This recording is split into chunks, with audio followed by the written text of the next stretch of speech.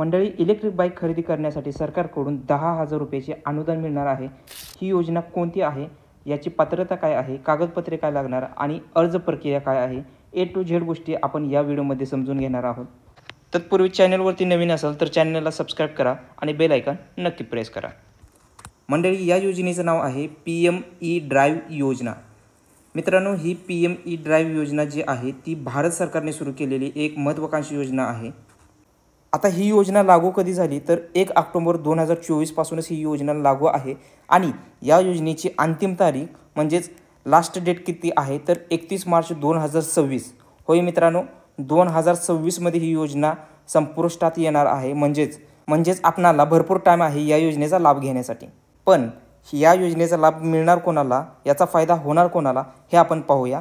तर या योजनेचा लाभ फक्त भारतीय घेऊ शकणार, ऑफकोर्स ते तर असणारच आहे। विशेषतः जे इलेक्ट्रिक दुचाकी खरेदी करणारे जे इच्छुक व्यक्ती आहेत त्यांना या योजनेचा लाभ मिळणार आहे।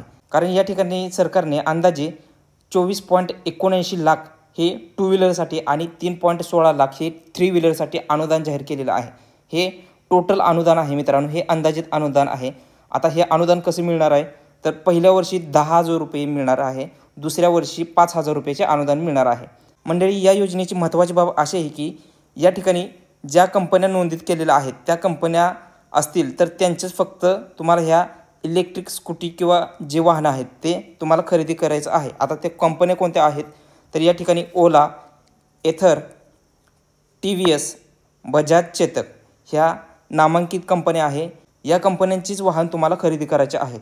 मंडळी, जर तुम्ही या कंपन्याचे वाहन खरेदी केला तरच तुम्हाला या ठिकाणी हे अनुदान मिळणार आहे। अनुदान पहिल्या वर्षी 10,000 रुपये, दुसऱ्या वर्षी 5,000 रुपये याप्रमाणे मिळणार आहे। मंडळी, या ठिकाणी PME ड्राईव्ह योजना या योजनेसाठी अर्ज प्रक्रिया काय आहे, अर्ज कसा करायचा तर त्यासाठी पहिला आपणाला PME ड्राईव्ह योजना या योजनेचा पोर्टल आहे त्या पोर्टलवरती जायचं आहे। म्हणजे त्याची लिंक तुम्हाला डिस्क्रिप्शनमध्ये भेटेल, त्या लिंकवरती क्लिक करून तुम्ही पोर्टलवरती जायचं आहे आणि तिथं गेल्यानंतर तुम्हाला ई-वाउचरसाठी ऑनलाईन अर्ज करायचा आहे। ऑनलाईन अर्ज कसा करायचा हे आपण डिटेलमध्ये सेपरेट व्हिडिओमध्ये सांगणारच आहे। तर या ठिकाणी तुम्ही जर अर्ज केलेला असेल, म्हणजेच तुम्ही ऑनलाईन अर्ज केला असेल तर तुम्हाला त्या ठिकाणी वाउचर मिळतो। तो वाउचर तुम्हाला डीलरकडे द्यायचा आहे, म्हणजे शोरूममध्ये जो कोण डीलर आहे त्या डीलरकडे द्यायचा आहे।